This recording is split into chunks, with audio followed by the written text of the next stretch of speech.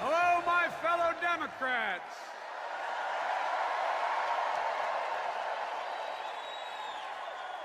And my favorite Democrat, Jilly, I want you to know that Bo and Hunt and Ashton and I, we're so incredibly proud of you, kid. You know, we admire the way when every single solitary young person, and they're not all young, walk into your classroom. You not only teach them, you give them confidence. You give me confidence. And the passion she brings to trying to ease the burden on the families of our warriors.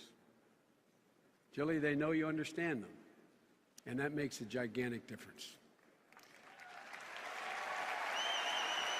And folks, I tell you what, it was worth the trip to hear my wife say what I've never heard her say before. She's always loved me. If that's the case, why in the heck did it take 5 times of asking you? And that's true, 5 times. I don't know what it would have done, kiddo, had you on that 5th time said no. I love you. You're the love of my life and the life of my love.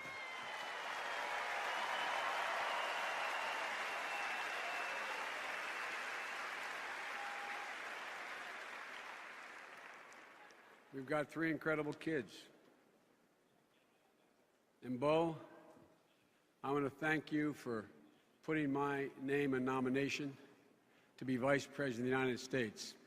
I accept.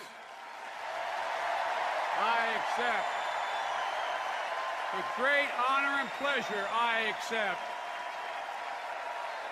Thank you. Thank you, my fellow Democrats. And I say to my fellow Americans, 4 years ago, a battered nation turned away from the failed policies of the past and turned to a leader who they knew would lift our nation out of the crisis.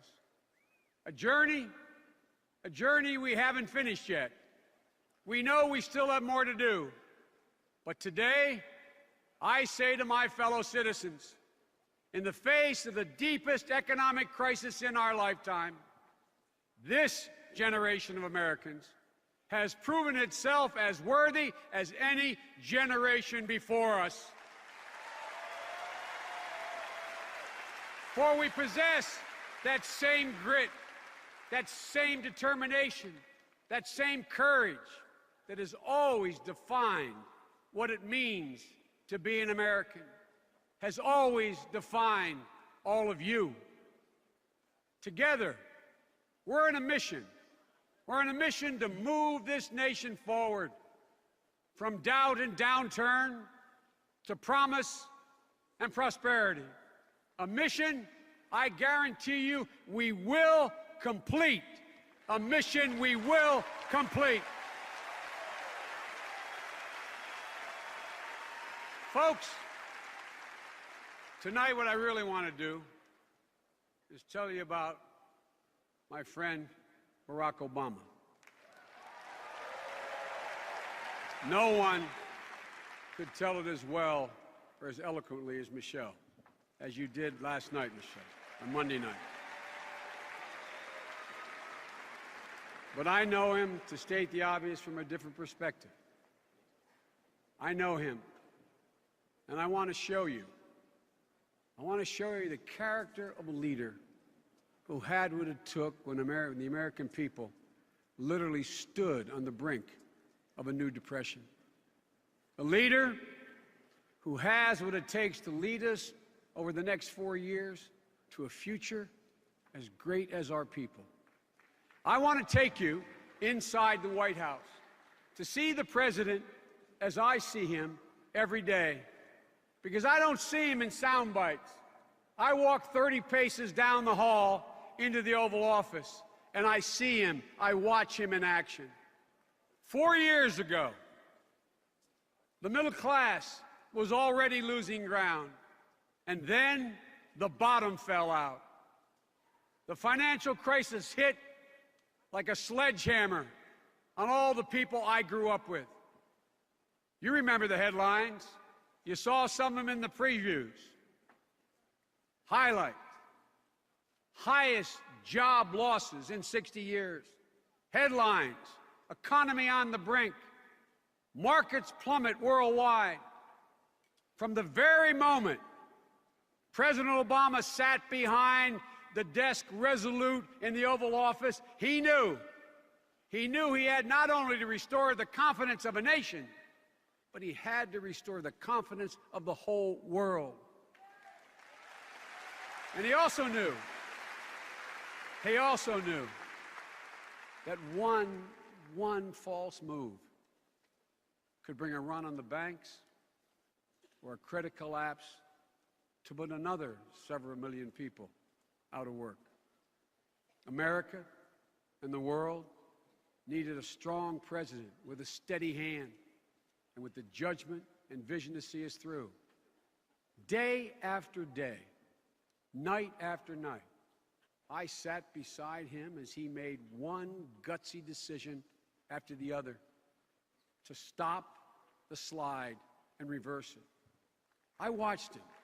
I watched him stand up. I watched him stand up to intense pressure and stare down enormous challenges, the consequences of which were awesome.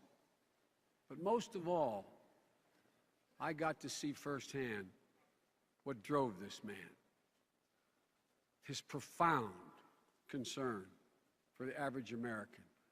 He knew that no matter how tough the decisions he had to make were in that Oval Office, he knew that families all over America, sitting at their kitchen tables, were literally making decisions for their family that were equally as consequential. You know, Barack and I, we've been through a lot together in these 4 years, and we learned about one another, a lot about one another. And one of the things I learned about Barack is the enormity of his heart, and I think he learned about me the depth of my loyalty to him.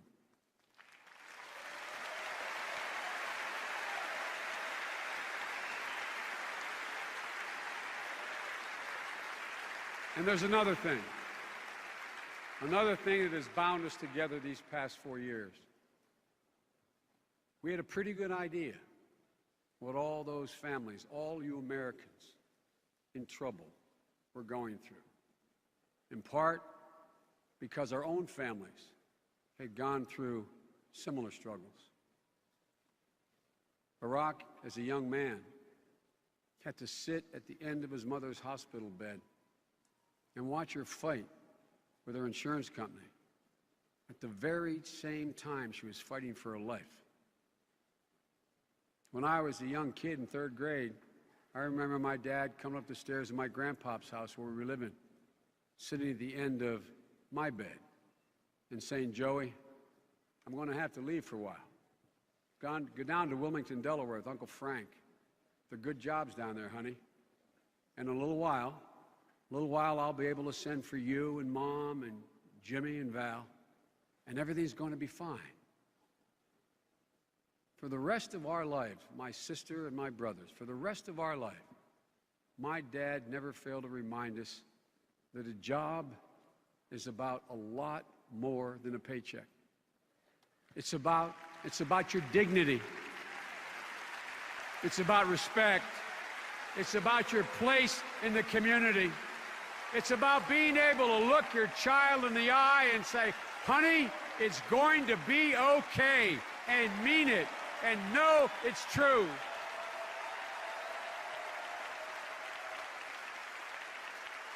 When Barack and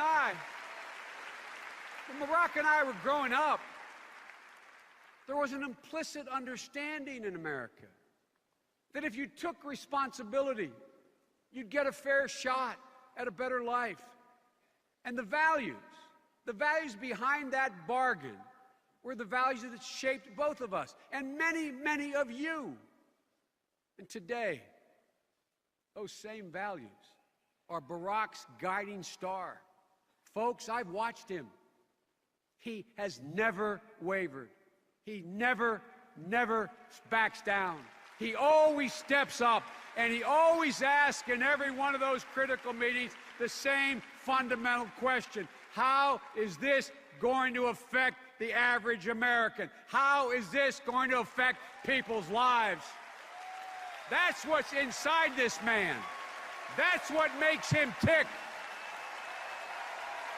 That's who he is.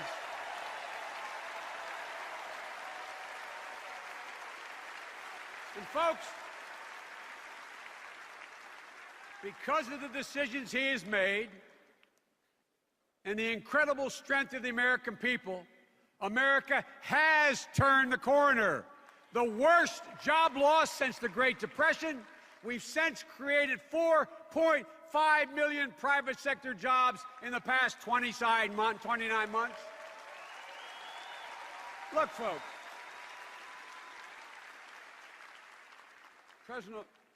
President Obama and Governor Romney, they're both loving husbands. They're both devoted fathers. But let's be straight. They bring a vastly different vision and a vastly different value set to the job. And tonight, although you've heard people talk about it, I want to talk about two things from a slightly different perspective, from my perspective. I'd like to focus on two crises and show you the character of the leadership that each man will bring to this job. Because as I said, I've had a ringside seat. The first of these, a lot's been talked about, and God loved Jennifer Granholm. Wasn't she great? Wasn't she great? I love Jennifer.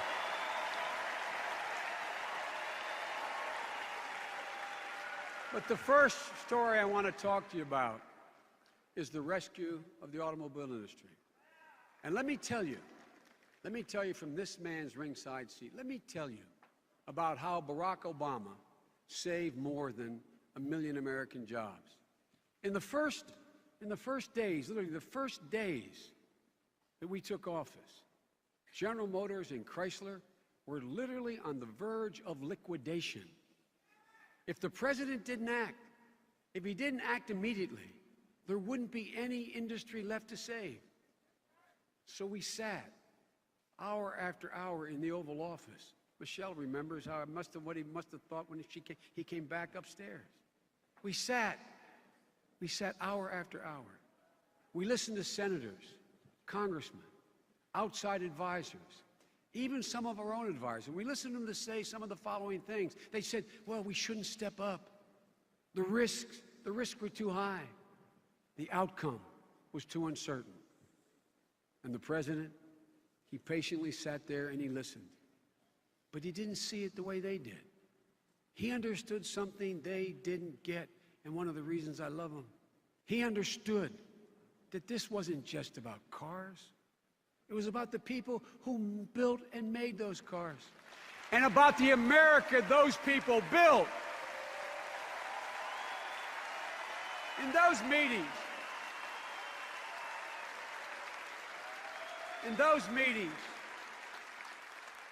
meetings, I often thought about my dad. My dad was an automobile man. He would have been one of those guys all the way down the line, not on the factory floor, not along the supply chain, but one of those guys who were selling American cars to American people. I thought about what this crisis would have meant for the mechanics and the secretaries and the salespeople who my dad managed for over 35 years. And I know for certain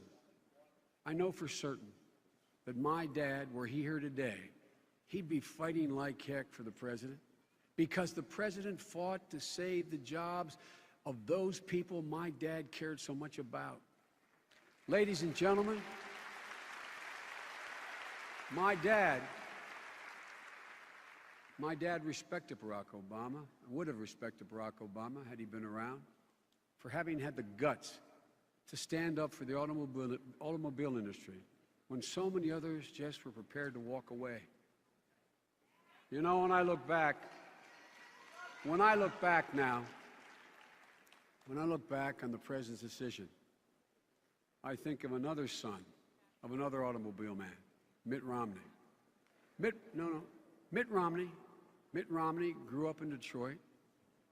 My dad managed, his dad owned, his dad ran an entire automobile company, American Motors. Yes, what I don't understand is in spite of that, he was willing to let Detroit go bankrupt. Look, I don't think he's a bad guy. No, I don't think he's a bad guy. I'm sure he grew up loving cars as much as I did. But what I don't understand, what I don't think he understood, I don't think he understood that saving the automobile worker, saving the industry, what it meant to all of America, not just auto workers. I think he saw it the Bain way. Now, I mean this sincerely. I think he saw it in terms of balance sheets and write-offs. Folks, the Bain way may bring your firm the highest profits, but it's not the way to lead our country from the highest office.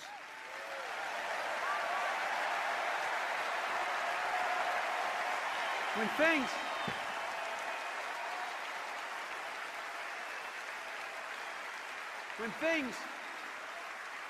things hung in the balance, I mean literally hung in the balance, the President understood this was about a lot more than the automobile industry. This was about restoring America's pride. He understood in his gut what it would mean to leave 1 million people without hope or work if he didn't act. And he intuitively understood the message it would have sent around the world if the United States gave up on an industry that helped put America on the map in the first place. Conviction, resolve, Barack Obama. That's what saved the automobile industry. Conviction, resolve, Barack Obama. Look, you heard my friend John Kerry. This president has shown the same resolve, the same steady hand in his role as commander-in-chief. Look, which brings me to the next illustration I want to tell you about, the next crisis he had to face. In 2008, before he was president, Barack Obama made a promise to the American people. He said, if we have bin Laden in our sights, we will take him out. He went on to say, that has to be our biggest national security priority. Look, Barack understood that the search for bin Laden was about a lot more than taking a monstrous leader off the battlefield. It was about so much more than that. It was about righting an unspeakable wrong. It was about healing an unbearable wound, a nearly unbearable wound in America's heart. And he also knew the message we had to send around the world. If you attack innocent Americans, we will follow you to the end of the earth.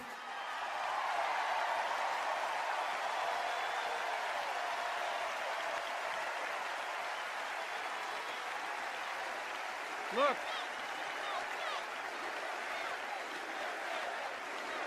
most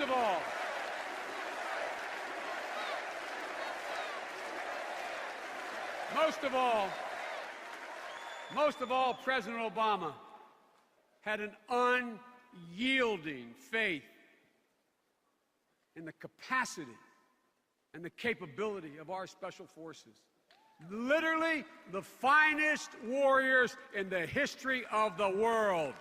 the finest warriors in the history of the world. So we sat.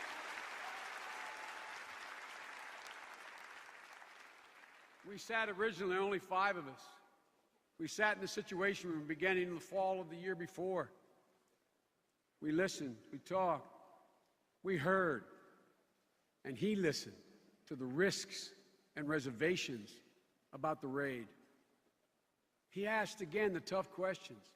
He listened to the doubts that were expressed. But when Admiral McCraven looked him in the eye and said, "Sir, we can get this job done," I sit next to him. I looked at your husband, and I knew at that moment he had made his decision. And his response was decisive. He said, "Do it," and justice was done.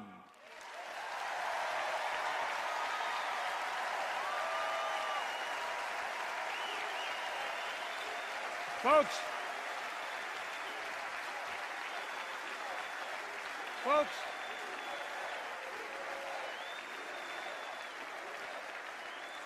Governor Romney didn't see things that way. When he was asked about bin Laden in 2007, here's what he said. He said, "It's not worth moving heaven and earth and spending billions of dollars just to catch one person." But he was wrong. He was wrong.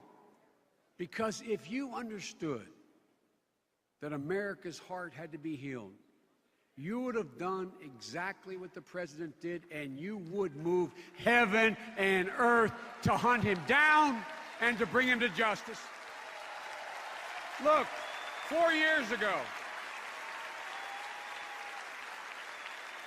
4 years ago, the only thing missing at this convention this year is my mom. 4 years ago, my mom was still with us, sitting up in the stadium in Denver.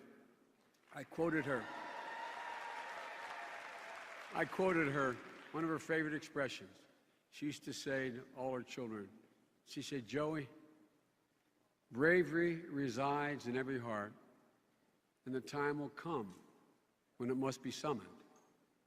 Ladies and gentlemen, I'm here to tell you what I think you already know, but I watch it up close. Bravery resides in the heart of Barack Obama, and time again, I witnessed him summon it.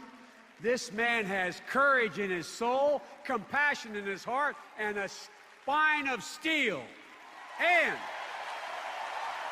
because of all the actions he took, because of the calls he made, because of the determination of American workers and the unparalleled bravery of our special forces, we can now proudly say what you've heard me say the last 6 months. Osama bin Laden is dead and General Motors is alive.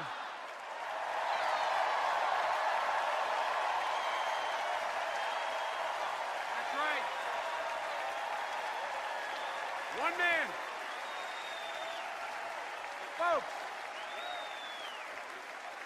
we know we have more work to do. We know we're not there yet.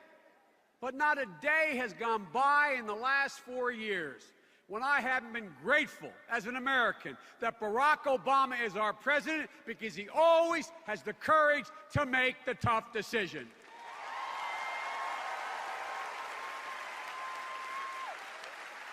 Speaking of tough decisions, speaking of tough calls, last week we heard at the Republican convention, we heard our opponents, we heard them pledge that they too had the courage to make the tough calls. That's what they said. But folks, in case you didn't notice, I say to my fellow Americans, in case you didn't notice, they didn't have the courage to tell you what calls they'd make. They never mentioned any of that.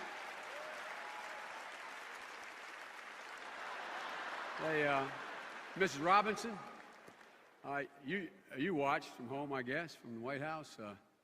You heard them talk so much about how they cared so much about Medicare, how much they wanted to preserve it. That's what they told you. But let's look at what they didn't tell you.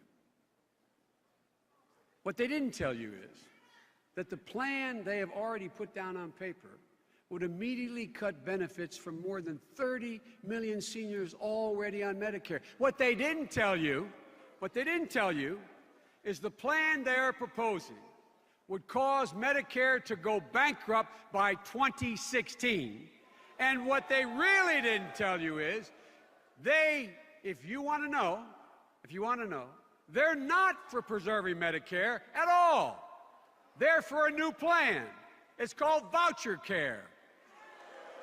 Look, folks, that's not courage. That's not even truthful. That's not even truthful. In Tampa, they talk with great urgency about the nation's debt and the need to act now. But not once, not one single time did they tell you that they rejected every plan put forward by us, by the bipartisan Simpson-Bowles Commission they referenced, or by any other respected group to reduce the national debt. They were not for any of them. Why? Because they're not prepared to do anything about the debt if it contained even $1, I'm not exaggerating, even $1 or 1 cent in new taxes for millionaires. Folks, that's not courage, and that's not fair. Look.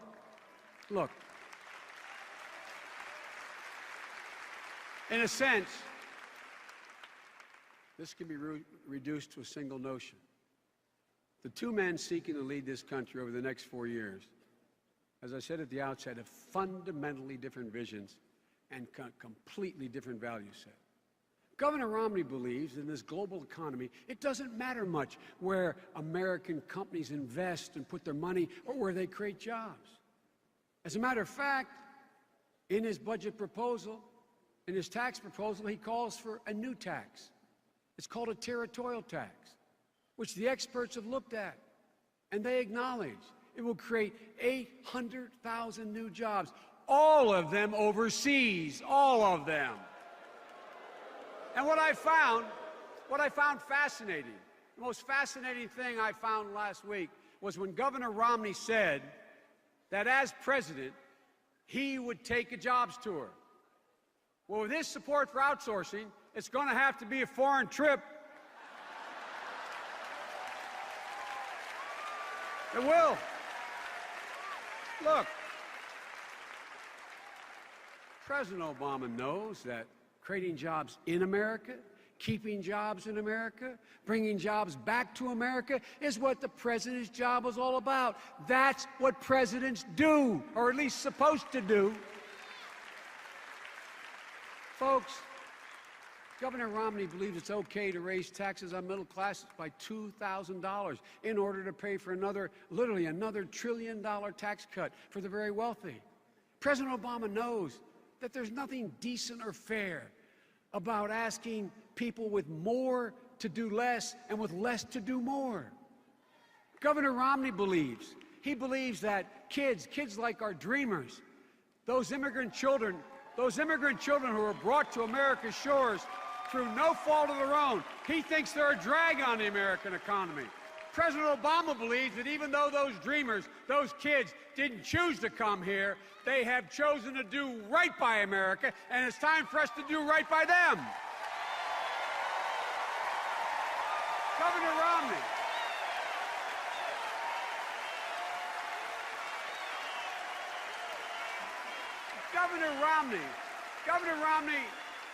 Governor Romney looks at the notion of equal pay in terms of a company's bottom line.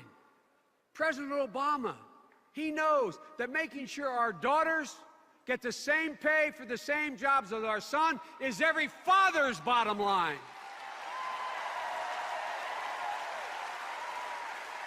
Look,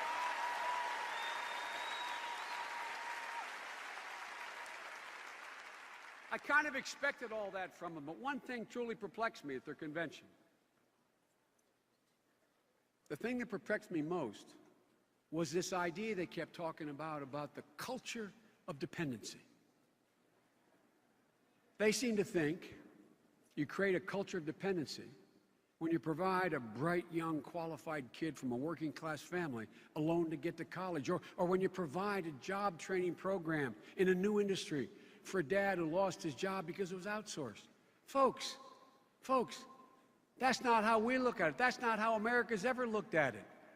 What he doesn't understand is all these men and women are looking for is a chance. Just a chance to acquire the skills to be able to provide for their families so they can once again hold their heads high and lead independent lives with dignity. That's all they're looking for. Look.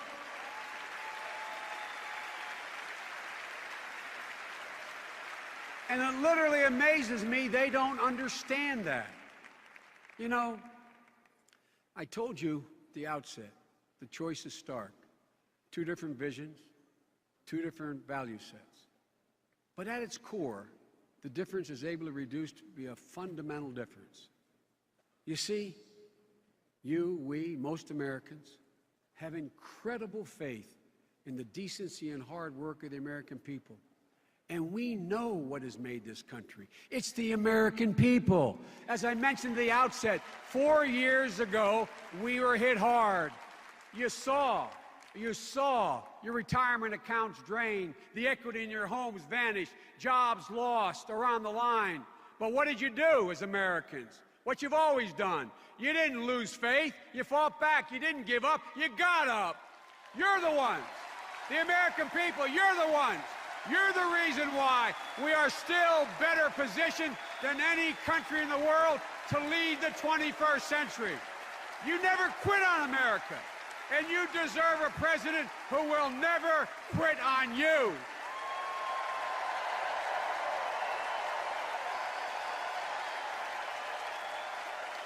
And folks, there's one more thing. One more thing our Republican opponents are just dead wrong about. America is not in decline. America is not in decline. I've got news for Governor Romney and Congressman Ryan. Gentlemen, never, ever, it never makes sense. It's never been a good bet to bet against the American people. Never. My fellow Americans, America is coming back. And we're not going back. And we have no intention of downsizing the American dream.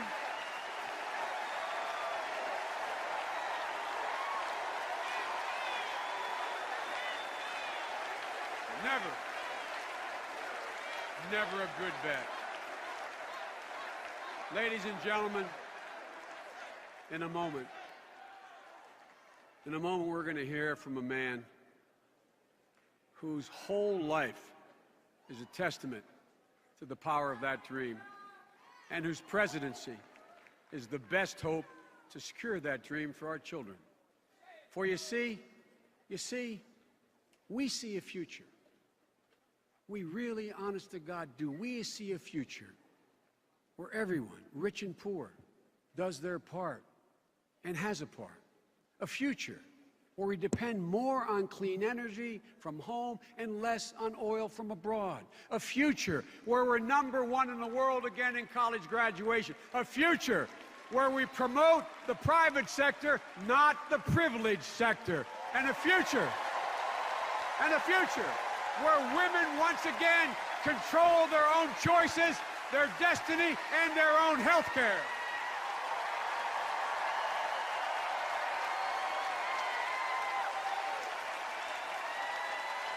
And ladies and gentlemen, Barack and I see a future. It's in our DNA where no one is forced to live in the shadows of intolerance.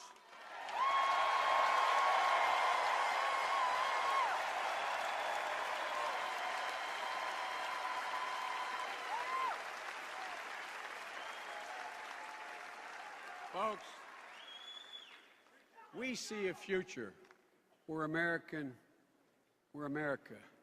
leads not only by the power of the example of our power, but by the power of our example, where we bring our troops home from Afghanistan just as we proudly did from Iraq. A future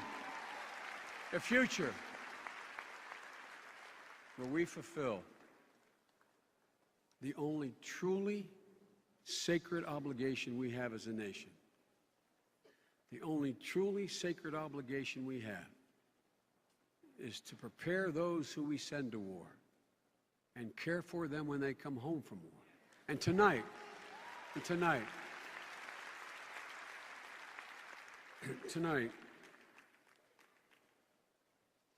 I want to acknowledge, as we should every night, the incredible debt we owe to the families of those 6,473 fallen angels, and those 49,746 wounded, thousands critically, thousands who will need our help for the rest of their lives. Folks, we must never, ever forget their sacrifice and always keep them in our care and in our prayers. My fellow Americans, we now find ourselves at the hinge of history. And the direction we turn is not figuratively, is literally in your hands. It has been a truly great honor to serve you and to serve with Barack, who has always stood up with you for the past 4 years. I've seen him tested. I know his strength, his command, his faith. And I also know the incredible confidence he has in all of you. I know this man. Yes, the work of recovery is not yet complete, but we are on our way. The journey of hope is not yet finished, but we are on our way. And the cause of change is not fully accomplished, but we are on our way. So I say to you tonight, with absolute confidence, America's best days are ahead, and yes, we are on our way. And in light of that horizon, for the values that define us, for the ideals that inspire us, there is only one choice. That choice is to move forward, boldly forward, and finish the job and re-elect President Barack Obama. God bless you all, and may God protect our troops. God bless you. Thank you.